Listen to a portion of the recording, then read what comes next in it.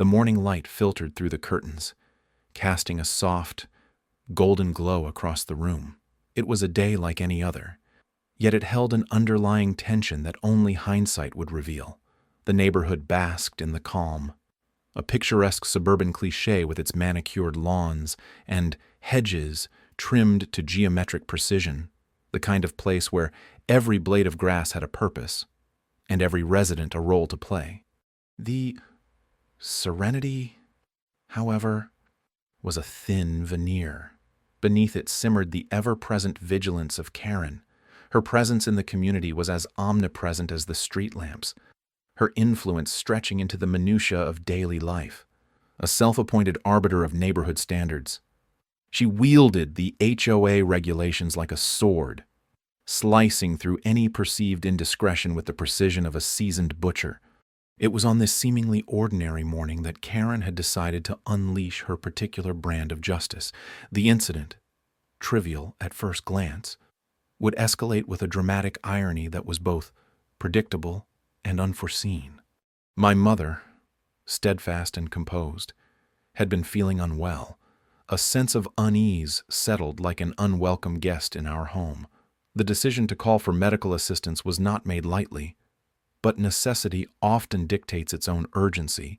The ambulance, a beacon of hope amid the mundane, arrived with its lights, a silent promise of aid. Karen, ever vigilant, saw the intrusion of flashing lights as an affront to the neighborhood's tranquil facade. Her SUV, a testament to her view of authority, was parked with a deliberate precision that rendered the ambulance's path impassable, an obstruction, both literal and metaphorical. In the road to assistance, there was a certain irony in the scene. My mother, the chief of police, was no stranger to conflict resolution, her life dedicated to the public good. She approached every situation with a measured calm that belied the urgency within. Yet here, in her own neighborhood Montbas, she found herself at an impasse not of crime, but of pettiness. In the heat of the moment, with sirens wailing their plea for passage, I watched as my mother maintained her composure, her eyes, a stoic reflection of years spent in service, betrayed nothing, but I could see the storm gathering beneath the calm surface, an anger not born of ego, but of the senselessness of it all. I stood by, a silent witness to this absurd theater. The other residents watched too, peering through their blinds with the anticipation of an audience at a play. Karen, oblivious to the irony of her actions, stood her ground. Her defiance was a tapestry woven with strands of ignorance and misplaced power. The scene unfolded with a grace that belied its absurdity. The ambulance, its path blocked, remained a silent sentinel of urgency. The tension was palpable, a tangible force that hung in the air like humidity before a storm.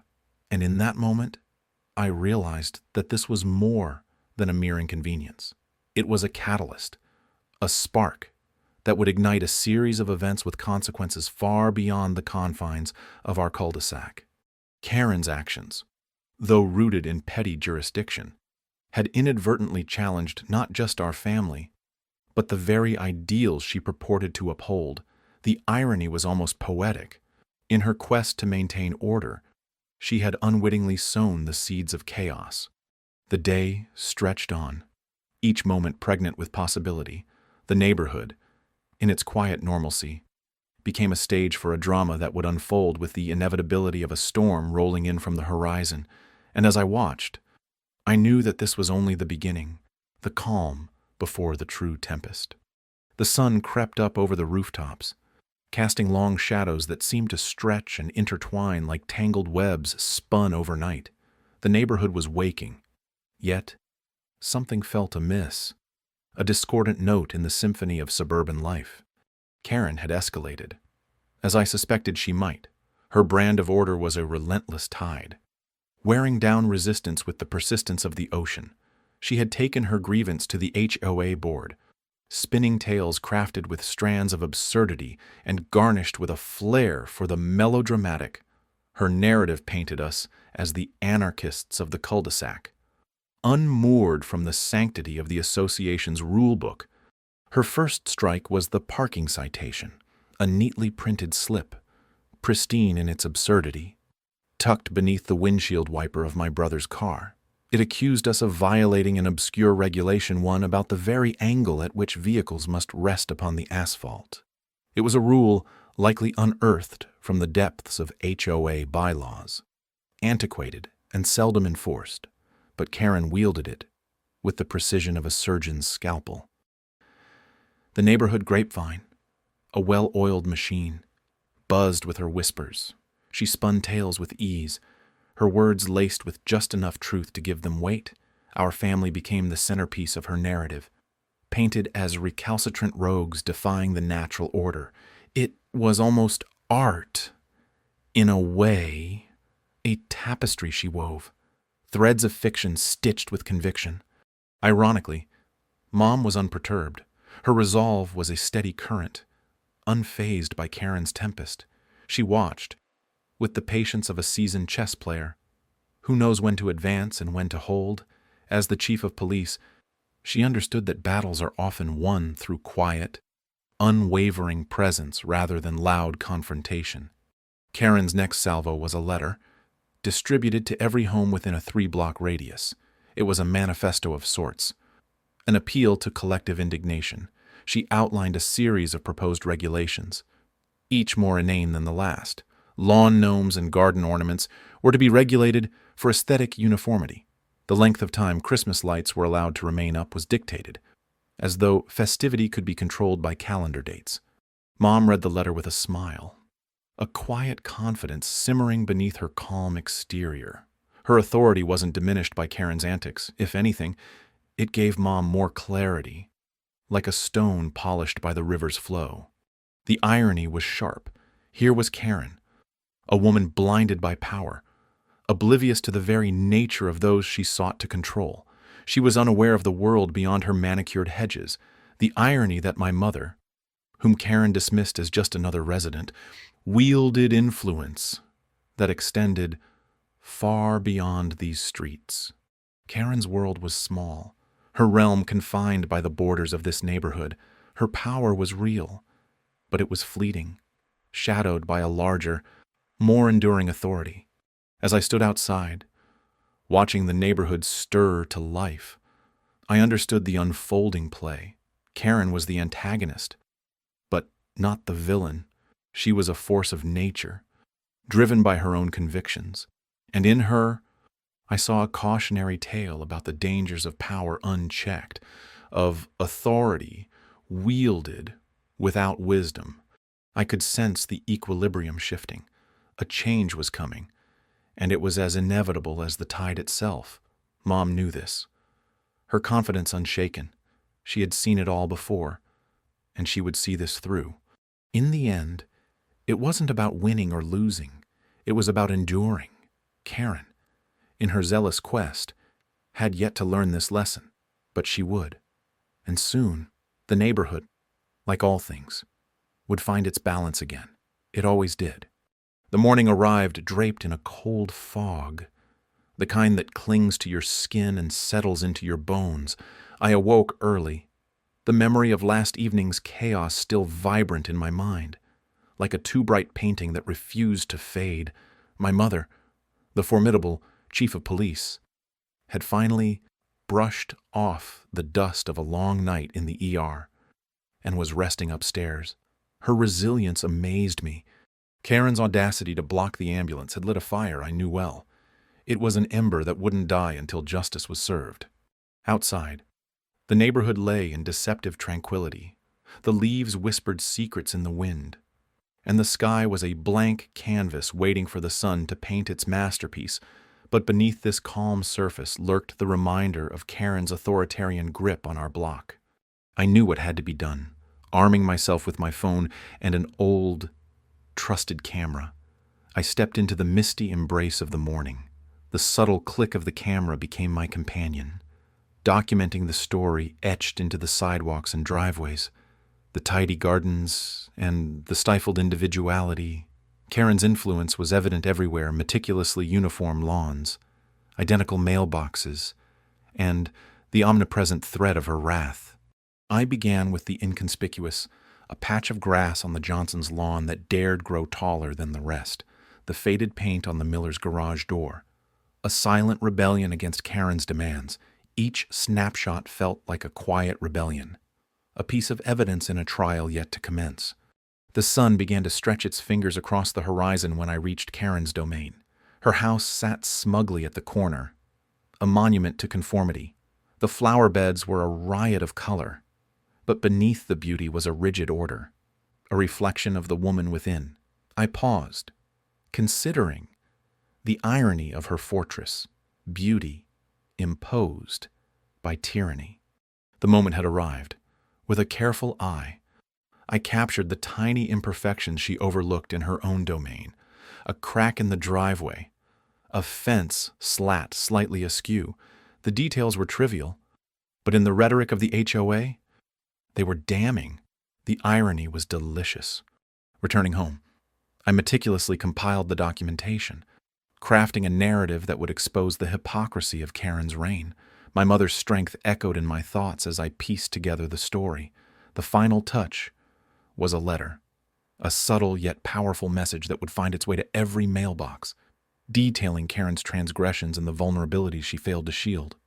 It was a quiet rebellion, yet it felt potent, a storm brewing beneath the facade of suburban serenity. As I prepared the envelopes, I felt a sense of calm settle over me. It wasn't vengeance I sought, but balance. Karen had tipped the scales, and it was time for equilibrium to be restored. The morning's mist had lifted, giving way to a bright, promising day. I took a deep breath, letting the fresh air cleanse the remnants of last night's turmoil. The neighborhood hummed with the routine of a new day, unaware of the subtle shift that had begun. In the solitude of my reflection, I realized the strength that lies in the quiet, the power of subtlety, of truth, spoken softly but with undeniable clarity. As the envelope slipped into each mailbox, I felt the weight of justice aligning. The pieces were in motion. And soon, Karen would understand the true meaning of authority. The story was just beginning. The sky wore a sullen gray when I arrived at the precinct, a color that seemed to echo the unease settling in my stomach. The air was thick with anticipation, a pregnant pause before the storm. My mother's office was tucked away in a corner, removed from the bustle of the main floor. She was there, poised and composed, a quiet force of nature. Her presence was a balm, a reminder that strength often wears the guise of serenity. Karen didn't know who she was dealing with, that much was clear, but my mother had taught me that true power doesn't need to be flaunted.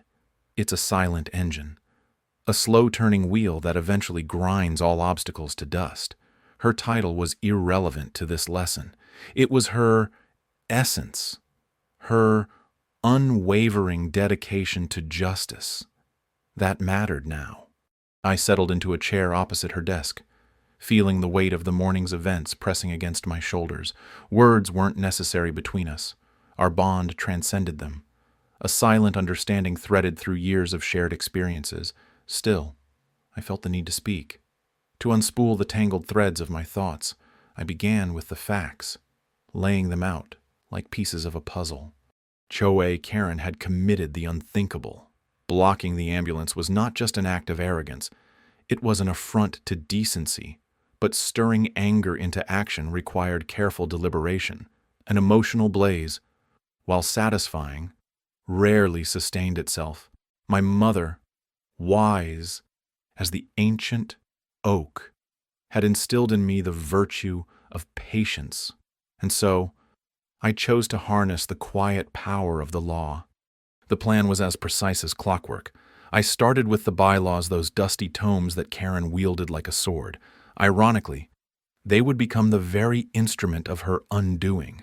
The rules were strict and clearly defined, a double-edged blade she had unwittingly sharpened for herself. The first step was to file a formal complaint meticulously documented, each infraction cataloged with forensic precision. This wasn't just about a reckless blockade, it was about a pattern of behavior that illustrated a profound disregard for the community. I reveled in the irony, weaving her web of control into a trap of her own making. Next, I enlisted the quiet power of allies, the neighbors. Once cowed by her bluster, found courage in numbers. There was strength in unity, a collective will that spoke louder than any one voice. It was an elegant rebellion, a symphony of whispered dissent, rising into a chorus of accountability. I watched her face the day she received the notice. The rigid mask of superiority cracked, a fissure spreading across her meticulously maintained facade. There was no need for words. The papers were eloquent enough. It was a moment of sublime satisfaction, tempered by the knowledge that this was not vengeance, but justice. The wheels of the law turned slowly, but they turned. There was a hearing, a process that valued fairness over fury. My mother stood by me, her presence a silent testament to the principles she lived by. The decision, when it came, was inevitable. Karen was stripped of her authority, her reign of petty tyranny dismantled piece by piece. As I walked away from the final hearing, the air felt lighter, the world fresh and new. The storm had passed, leaving clarity in its wake. I thought of my mother, the quiet architect of justice, and felt a profound sense of peace. Power didn't require spectacle. Sometimes it was simply the ability to stand firm in what was right. Karen had learned her lesson, and I, in my own quiet way, had learned mine. The morning light crept across the neighborhood, soft and forgiving. As if trying to soothe the edges of yesterday's chaos, I watched from the kitchen window, a mug of coffee warming my hands. As the world outside began to stir, the air was crisp, the kind of crisp that bites just enough to make you feel alive, as the last leaves of autumn clung desperately to the trees. The night before had been a whirlwind, a storm of disbelief and simmering anger that had left the entire community shaken. But now, as dawn broke, there was a sense of clarity, a quiet resolution that hummed beneath the surface. Karen's bravado had crumbled spectacularly in the face of my mother's quiet authority, like a castle made of sand meeting the relentless tide. I could still picture the scene vividly, the sirens, their shrill cries cutting through the tension like a knife, my mother's calm, unyielding gaze as she stepped out of the ambulance, her badge gleaming in the streetlights like a beacon of indisputable truth. Karen's face, a mask of shock and indignation, as the reality of her actions settled like a shroud around her shoulders. This morning, the neighborhood was unusually still, as if holding its breath in anticipation of what would follow. Mailboxes stood sentinel along the curb, silent witnesses to the drama that had unfolded. I sipped my coffee, the bitterness a welcome contrast to the morning's sweetness. The news had spread quickly, a wildfire of whispers and sidelong glances that consumed the community overnight. By now, everyone knew what Karen had done, and, more importantly, who my mother was. A lesson in humility, harsh and unavoidable, had been served. Outside, the world was waking, and with it, the inevitability of change. I felt a shift in the air, a gentle rearranging of power that promised to restore balance. Karen's reign of terror had met its match, and the community, once fractured by her pettiness, was beginning to heal. I watched as neighbors emerged one by one, tentative but hopeful, like deer venturing into a clearing after a storm. They moved with purpose, their steps lightened by a newfound courage. Conversations sparked like flint against stone, igniting an ember of unity that had long lain dormant. Karen was nowhere to be seen, her absence a stark reminder of her fall from grace.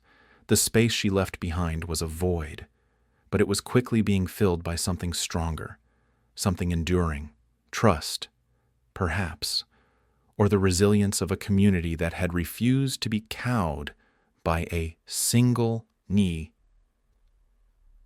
misguided individual. And there, in the heart of it all, was my mother. Her presence was an anchor, grounding us in the aftermath of the storm. She stood with her back straight, shoulders squared, her gaze sweeping across the neighborhood with a sense of quiet pride. A leader, not because of her title, but because of her unwavering commitment to justice and fairness. I felt a swell of pride echoing inside me, a reflection of the strength she carried effortlessly. It was a reminder that sometimes the greatest acts of defiance are born not from anger, but from compassion and courage. The sky above was a tapestry of blue, clear and unmarred, as if echoing the community's newfound clarity. The sun climbed higher, casting long, hopeful shadows that stretched across the pavement. This was the beginning. I realized, not an end, but a fresh start. Karen had been sidelined, her tyranny reduced to nothing more than a regretful memory, and in her wake, we were rebuilding, stronger and more united than before. I finished my coffee and set the mug down, feeling the warmth of the morning seep into my bones. The world had shifted, subtly, but undeniably. And as I stepped outside to join my neighbors, I felt a sense of belonging that was both comforting and inspiring. It was a new day, a day without Karen's shadow looming large, a day where, finally, we could breathe easy and live free together.